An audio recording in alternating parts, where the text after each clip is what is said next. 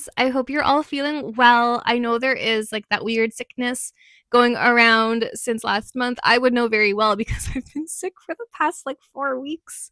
I keep randomly losing my voice and it's really depressing. Sometimes I wake up with completely like the weirdest sounding voice ever, or I'll lose it throughout the day. But right now, I feel like I sound somewhat normal. Maybe I've just gotten used to my voice sounding kind of weird, but I think I sound normal. So, I wanted to talk about the 7 manga releases coming out in January that I have read and would recommend.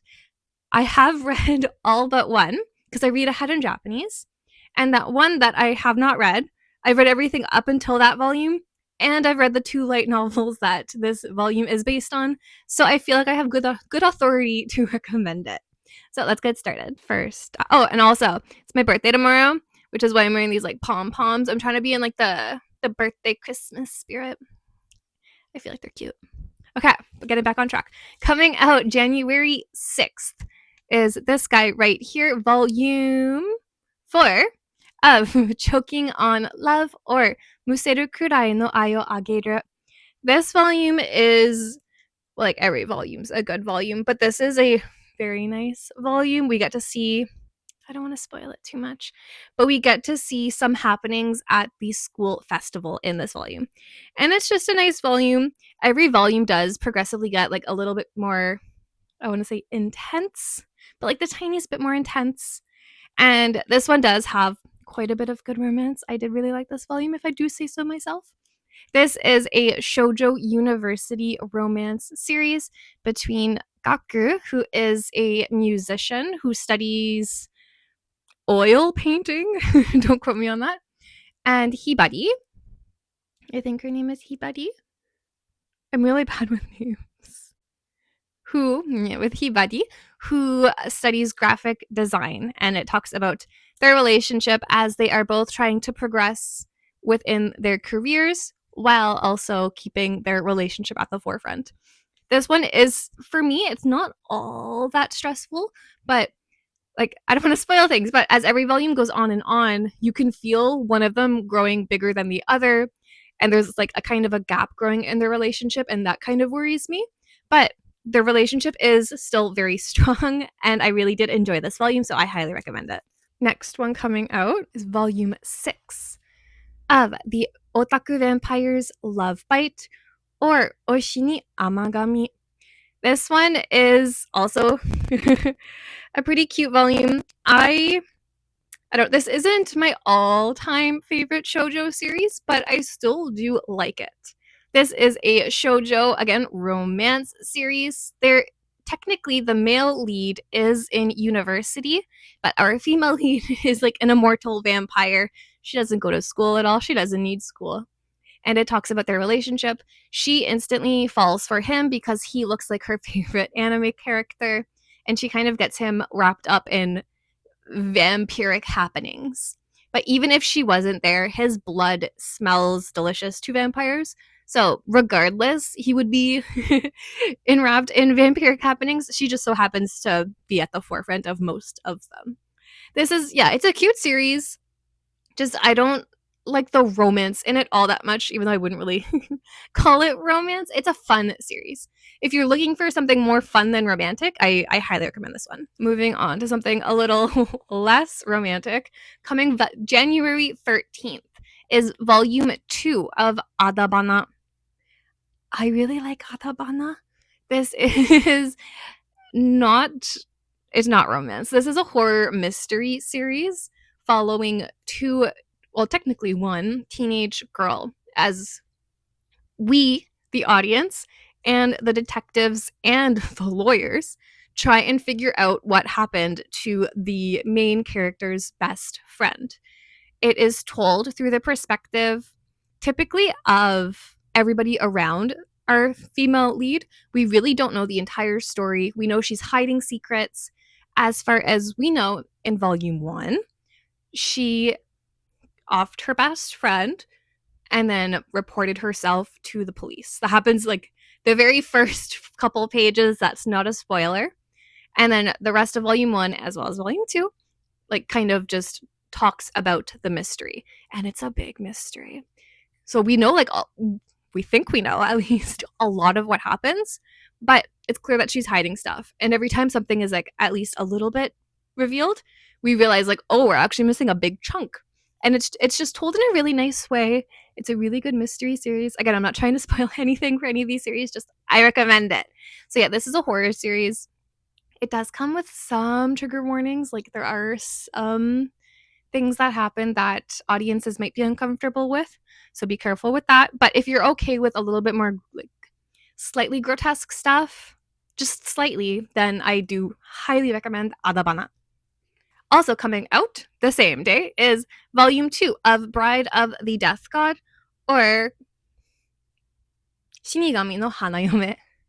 This is a romance fantasy series between a Grim Reaper and a girl who was meant to pass away due to a mysterious illness. I really like this series. This one, it's a GC Pixiv one, which means I don't know what demographic it is. I call it a youth romance. Everybody can enjoy it, though. It's a very fun series. So, in Volume 1, because I'm not trying to spoil anything, in Volume 1, we follow a girl with a mysterious illness. It causes flowers to grow inside her, suck up her life force, and then bloom on her body. So she was destined to pass away at a very young age as a young teenager. We also follow the Grim Reaper, who once was human, but has since forgotten everything about his humanity and now only lives to reap souls. And he kind of gets a weird enjoyment out of reaping the souls. So when he discovers his next target, which is the flower girl, he goes to her and tells her, like, hey, like in a couple days, you're mine. And instead of being scared like he was hoping for, she thanks him very kindly, which kind of makes him a little bit frazzled. And then again, this isn't a spoiler because it happens very early on in Volume 1, when he goes to reap her soul, he actually ends up saving her. It's a little bit confusing, but her life is spared, and then the two of them go on to do various things together. We learn that she has a mysterious power, and then that affects things going on throughout the series. Volume 2 is just a continuation of Volume 1. Things just get a little bit more spread out, and I really liked it. So yeah, fantasy romance for everybody. It's a good one. Also coming up the same day, I know a lot of people are really excited about this one. Volume 5 of Glasses with a Chance of Delinquent, or Megane Tokidoki Yankee-kun. Such a good one. We love this one. This is a delinquent series, so shoujo romance delinquent high school series. This one's very, very good. I have fully caught up. Almost. I need to read Volume 9. But yeah, the romance in this one is good. Yeah, okay, I flip through it. I remember what happens. The romance in this one is good. I'm not going to really spoil anything, but there's like a potential second male. Like there's a couple new guys introduced. There might be like a little bit of jealousy. And that's all I'm going to say. The romance in this volume is very, very good. This is every volume, and this is a good volume, to be honest. But this one is very nice, and I really enjoyed it. Their relationship is as strong as ever. And even if like the tiniest bit of like strife is introduced in this series, you know that they're not going to break up, obviously. Like they're a strong couple, which I really like. So it focuses more on the comedy and relationship like growing versus drama and, oh, are they going to break up? Like, oh, is he a threat? Like, nobody's a threat. They're not breaking up. They're a good couple. It's just very nice. Okay, this one I haven't read yet. Coming out January 20th. Volume 5. I didn't know Volume 5 was coming out. It has a long title. Hi, I'm a witch and my crush wants me to make a love potion. Or, どうも好きな人に惚れ薬を依頼された魔女です. Volume 5. This is Volume 1. I know, okay? I haven't been able to make orders from Surugaya because they're not shipping anything. But I have. Can I hold this with two hands? I have both volumes of the light novel, okay? So I feel I'm qualified to talk about this series. I love this series so much. So this is about, I can only guess what happens in Volume 5 because I know the story, but this series is about, as the title suggests, a young witch who has a crush on this guy named Hariju, or Harich, I think is the English translation.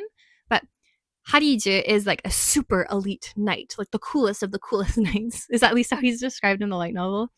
And Rosa is our good witch.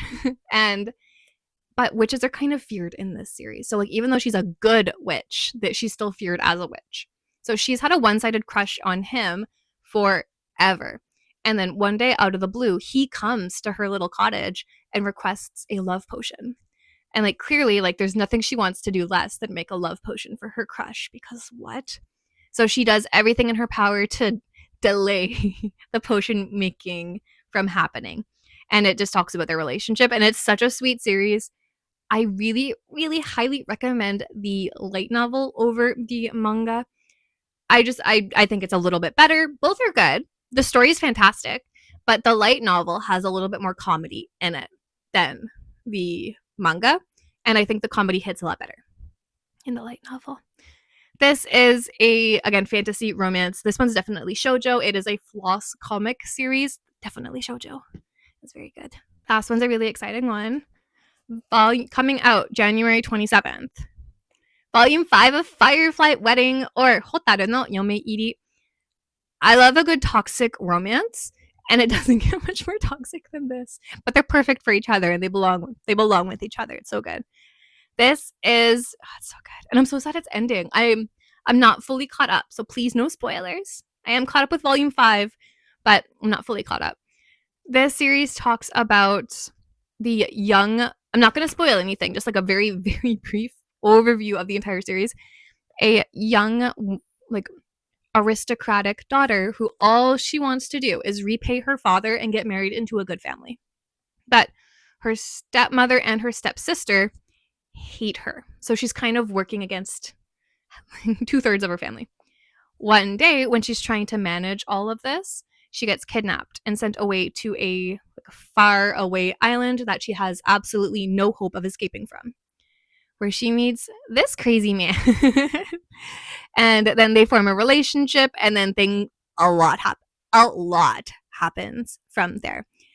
It's crazy and it's so good, and I'm sad it's ending. I want more. I do hope. People have been saying like it deserves an anime. I highly agree. It deserves an anime. It's so good. It deserves it. It deserves the world. Okay.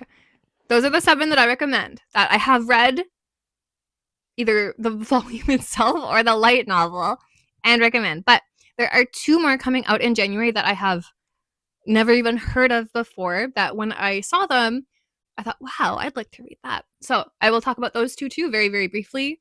By talk about, I mean read the synopsis and say, I want to read that.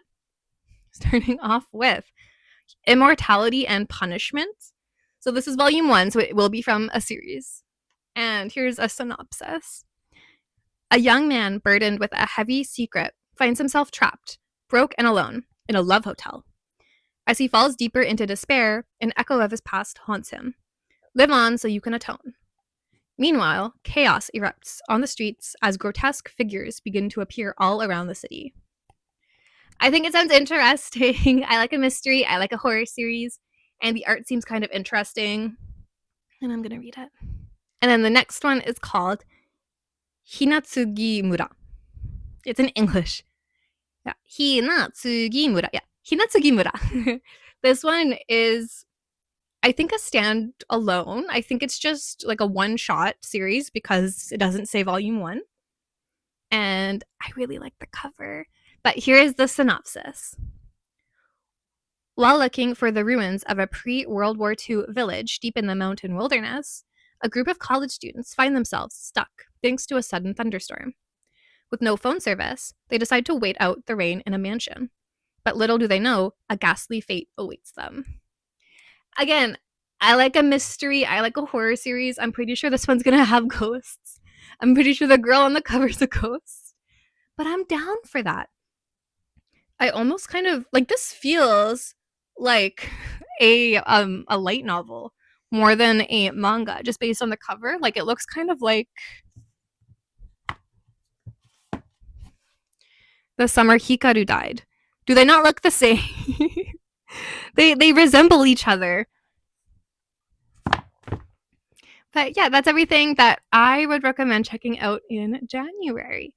Are you reading any of these series? I'm obviously keeping up with all of these series. The only reason I haven't read volume 5 of Hi, I'm a Witch is because I can't get it shipped. I made an order through Sudagaya like 2 weeks ago and they still haven't even shipped it out, and I'm kind of worried about it now. But that's it. That's it for me.